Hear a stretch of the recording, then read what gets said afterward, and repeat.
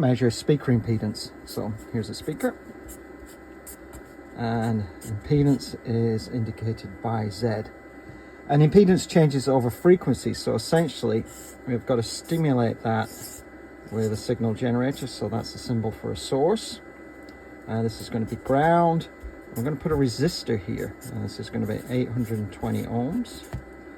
And then we're going to connect the top of the source up to here, and then we're going to measure the voltage across this here, V1, and we're also going to measure the voltage across here, V2, and V1 minus V2 equals the voltage across 820 ohms. So then that allows us to calculate the current running down here. So the current's going to be the same all the way down. So according to Ohm's law, Z equals V over I. So we're going to say V2 over the current that we calculate, and that's going to equal the impedance of the speaker over a frequency range. And that frequency range that we're going to do is going to be 10 hertz to say, let's do 3 kilohertz. All right, let's build a test setup to do this.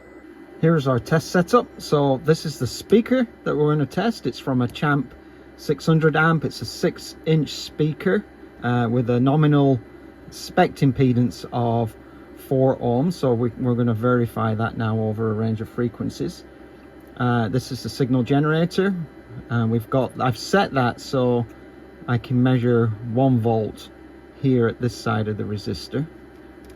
And so that would be our V1 measurement. And this is the multimeter that we're using. We've got it set to volts AC. And then this the signal generator currently is putting out a 1 kilohertz tone. And so let's hook it up. We'll hear you hear the 1 kilohertz tone now coming out of the speaker. So if I measure on this side of the resistor, perfect, 1 volt almost exactly. And then on this side of the resistor, we're looking at 5 millivolts. So we've got 1 volt and 5 millivolts. V1 equals 1 volt, V2 equals 5 millivolts. So let's do the math. So V1 minus V2 equals 1 minus 0.005, which essentially is 0.995. So that's the voltage across the 8 ohm resistor. So the current running through that resistor and the speaker would be 0.995 over 820 ohms. That's V over R. And that equals 1.2 milliamps. All right, so our unknown is the speaker impedance, Z. Or Z, and then so it's V, which is 0.005 divided by 0.0012, which is essentially 5 divided by 1.2, equals 4.2 ohms. Good enough. So we've verified the speaker impedance is nominally around 4.2 ohms at 1 kilohertz.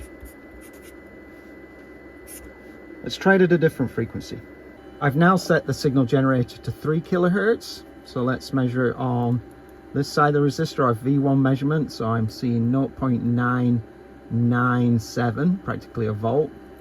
And then on the other side of the resistor, we get 6.3 millivolts. So that value's gone up. So let's calculate what the impedance of that would be. We've measured the voltage across the speaker at 6.4 millivolts. 6.4 millivolts. We know our current going through the speaker is 1.2 millivolts. So the speaker impedance is Z equals 6.4 millivolts over 1.2 millivolts, and now we see the impedance is now closer to 5 ohms. So we're seeing the impedance of the speaker increase as we go higher in frequency, and this is due to the inductive nature of the coils in the speaker driver. So what if we try some lower frequencies now? Now I've changed the frequency from 20 hertz to 60 hertz in 10 hertz increments, and you can see our voltages start at 5 millivolts, which is what we measured at 1 kilohertz. So we know the impedance there is around 4 ohms. But now V2 begins to increase at 30 hertz 5.7, 40 hertz 7.7, 50 hertz 7.5, so it's going down, 60 hertz 6.3, and probably at 70 hertz we're back to around 5 millivolts. But you'll see here at 45 hertz I'm getting 8 millivolts. So we see here that what this means is that we're getting a peak in the impedance. If we do our formula, Z equals V over I, so that is 8 divided by 1.2. So our impedance now has a peak at this point of something around 7 ohms, 6.5 to 7 ohms. I haven't done the math, but on the calculator, but it's 1.2 divided into 8. So we can see that we have a peak. So what does that mean? If we look at a typical impedance plot of a speaker, lower frequencies, you get this peak here, and that's what we just measured. So with this one, we think it's called the resonant frequency, is around 45 hertz. And it lowers off, and then it begins to climb again at higher frequencies. So this peak here is going to be about 7 or 8 ohms, depending where the actual resonance is. This nominal value is going to be 4 ohms, and then as we start to climb in frequency, we'll see it go to 5, 6, 7. It'll just increase, and it can increase quite high. So impedance, when we say is 4 ohms, that is a nominal value. At lower frequencies, the resonant frequency, in this case it's 45 hertz, we measured here about 7 ohms. And also when we measured at 3 kilohertz, we saw the impedance increased to 6 ohms as well. So why is this important? Why is it important to understand how impedance changes over frequency? I think there's three elements. So first of all, let's talk about impedance reflection back to your main power amp tube through the output transformer. So in another video I did, I showed how the windings ratio would reflect back 4 ohms to about 5,000 ohms or 5 kilo ohms, which is what the power amp tube likes as a loading. But that's all nominal. What we're actually reflecting back is a range of impedances. A lot of them will be at 4 ohms, but some of them are going to be at 6 ohms, some of them are going to be at 10 ohms. So that reflection, you know, a 4 ohm reflection equals 5k, and an 8 ohm reflection equals 10k. So you're going to make your tube react with the speaker in different ways. And that rolls on to the next thing, or the next important point, why understanding speaker impedance is important, and that is loading. So there's two types of load box essentially. There's a resistive load box, and there is a reactive load box. So if it's just a resistive load box, you're going to put 4 ohms, and it's going to be across every single frequency. So at lower frequencies, you're not going to get your resonance, and at higher frequencies, you're not going to see the impedance creep up. It's just going to be flat, 4 ohms or 8 ohms or 16 ohms all the way across. So your amp is going to work much differently with a resistive load.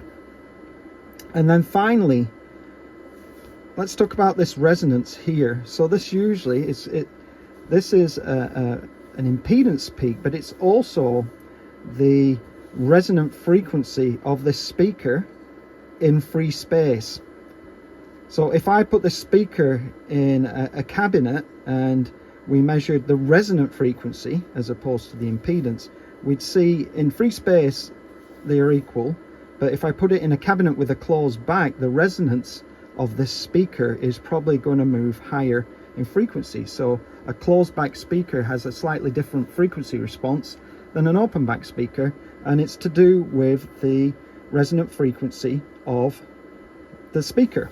And when we look at key speaker specs, they talk about resonance all the time, and that's usually an indication of your lower end of the frequency response, but it is relates directly to this impedance peak here as well, so there's the same thing.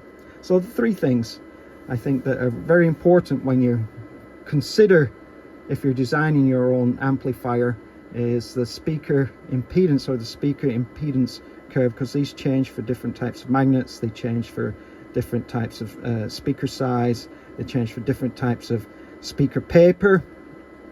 You know, the sensitivity of the speakers are going to affect the impedance as well over frequency. So this is Calsonics. I hope you enjoyed this technical video. Please like and subscribe, and I'll talk to you next time. Thanks a lot.